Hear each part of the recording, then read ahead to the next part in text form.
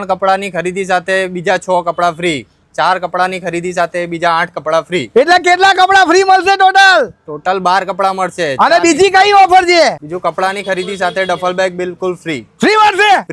Free મળશે ને? એકદમ ફ્રી. હારું. जी हाँ मैं हूँ खलनायक.